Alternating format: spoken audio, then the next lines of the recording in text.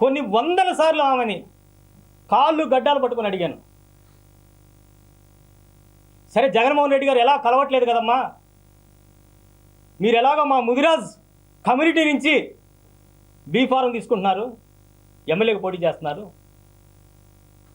కనీసం రాష్ట్రంలో 18 లక్షల మంది ఓటేస్తున్నాం కదా, మీరు అధికారంలో ఉన్నారు, మంత్రిగా ఉన్నారు, మన ముదిరాజుకి రాష్ట్రంలో 26 జిల్లాలో ఎక్కడ ఒక కమ్యూనిటీ భవనం లేదు, ఒక స్థలం లేదు, గుంటూరులో తీసుకుందాం, మన స్థలం ఇప్పించండి ప్రభుత్వం తరపున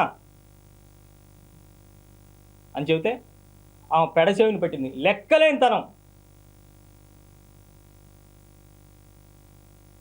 ముదిరాజ్ కమ్యూనిటీ తరపున బీఫామ్ తీసుకుంటుంది, కానీ ముదిరాజుని ఎక్కడా చెప్పదు. నీకు ఎమ్మెల్యే టికెట్ రావడానికైతే బీఫామ్ కావాలి, ముదిరాజ్ కమ్యూనిటీ కావాలి.